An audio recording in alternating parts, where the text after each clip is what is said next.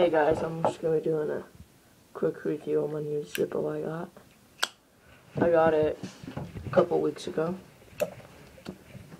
It's just plain another line, just normal Zippo, you know. The date on the bottom says